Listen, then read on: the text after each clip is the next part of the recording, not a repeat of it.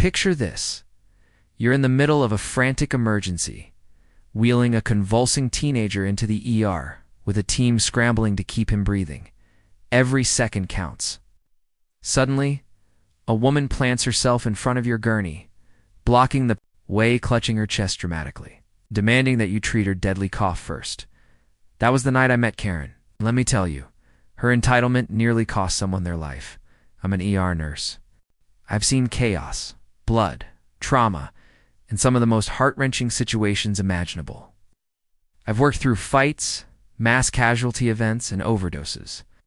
But I never thought the thing that would push me to the brink wasn't a critical medical event, but an entitled woman who thought her minor symptoms were more important than someone's life or death crisis.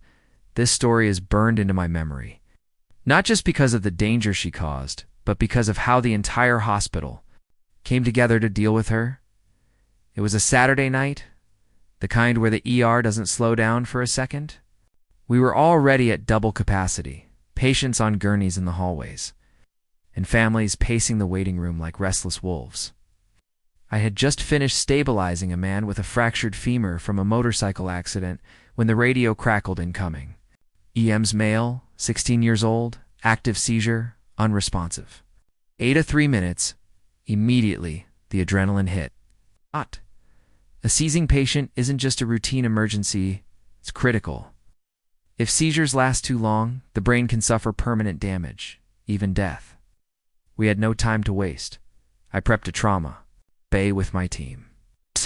Oxygen ready, for supplies lined up, crash cart close. The doors flew open, and EMTs rushed in with a pale, twitching boy strapped to a stretcher. His mother was running beside them, sobbing uncontrollably. Seizure started en route. 5 minutes, still going. One paramedic shouted. We had seconds. We transferred him to the bed, pushed lorazepam, secured an airway, and started monitoring vitals. His heart was racing, his chest struggling. Every ounce of focus was on keeping him alive, and then she appeared. I didn't even notice her at first. We were too busy suctioning, pushing meds, calling neuro. But out of the corner of my eye, I saw a woman march into the trauma bay. She wasn't staff, she wasn't family. She was clutching her handbag in one hand and coughing lightly into the other. Excuse me, she barked, her voice cutting through the controlled chaos. I need to be seen right now. I've been waiting 30 minutes and this cough is getting worse. We all froze for half a second, not because of her, but because it was such a surreal intrusion. Here was a teenager in the middle of a life-threatening seizure. This woman had just barged into the trauma bay like she was next in line at a checkout counter, ma'am. You need to step back, I said firmly, not even looking away from my patient. This is a critical emergency. Karen planted herself closer. I don't care what he has. I have a cough. Do you know how serious? It could be pneumonia, or worse. The audacity, the boy's oxygen dropped. We were suctioning. His body convulsed violently, restraints straining against the bed. I was calling for more meds. The last thing we needed was interference, but Karen wasn't budging. She crossed her arms, glaring at me. I pay taxes. I have insurance. Means I deserve treatment immediately. You can't just ignore me. Ma'am, I snapped, finally turning to look her dead in the eye. This patient is dying. Move now.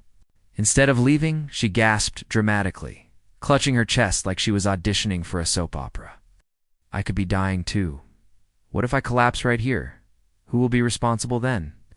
The boy's mother broke down in hysterics, screaming at her, "Get out!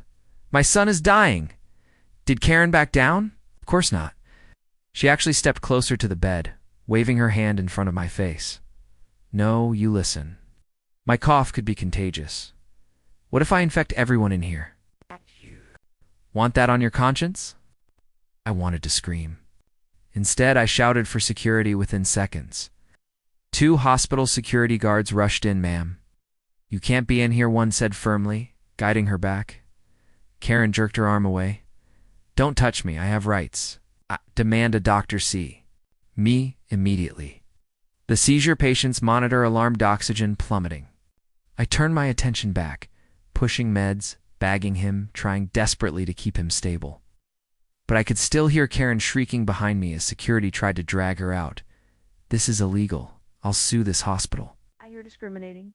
Against me, because I'm a woman with a cough. Finally, security managed to escort her out of the trauma bay.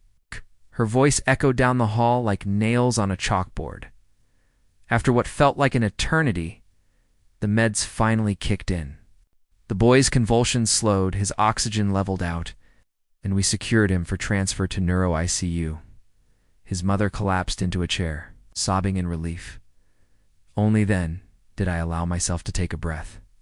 My hands were still shaking, but before I could even process the victory of stabilizing him, I heard it again, Karen, her voice carrying from the waiting room. "I want to see the hospital director. This is abuse. I have a life-threatening condition."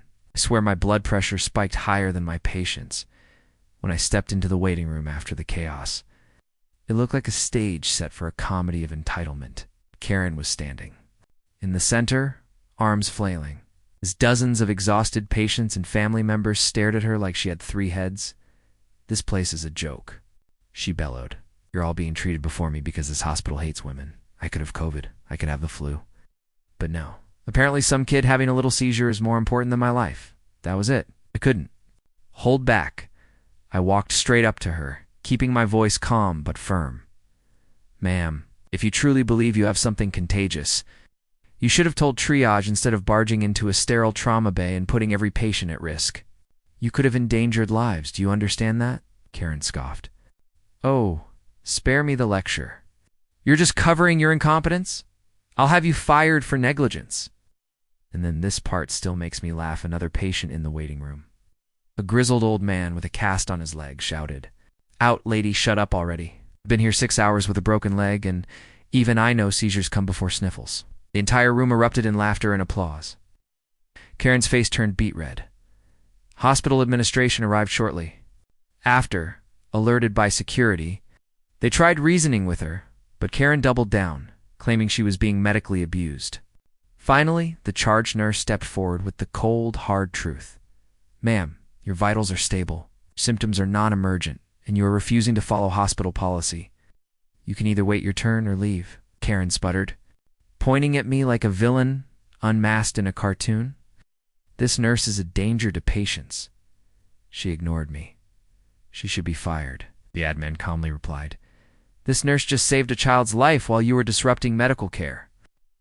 Anyone here is a danger? It's you." Mic drop. Karen stormed out of the hospital, shrieking about lawsuits and medical discrimination. Security followed her to make sure she didn't come back. And the best part, not 2 hours later, we got a call from urgent care down the street. Karen had gone there demanding immediate emergency treatment. They tested her diagnosis. Seasonal allergies. That's it. The woman nearly endangered a dying child over a runny nose and postnasal drip. I've seen selfishness. I've seen desperation. But Karen's behavior that night was on another level. She wanted the world to revolve around her so badly that she ignored reality, that sometimes someone else's crisis matters more. The seizure patient? He pulled through. After a week in ICU and careful monitoring, he walked out with his grateful mother at his side. "She sent me flowers and a thank you note that I still keep got, Karen." Well, word travels fast in a hospital system.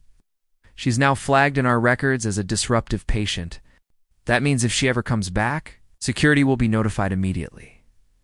I'll never forget that night, not because of the seizure we fought so hard to stop, but because of the stark reminder that entitlement can be just as dangerous as illness.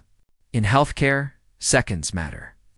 And sometimes, the bravest thing you can do is stand your ground against the Karens of the world. Because in the end, cough can wait, a life cannot.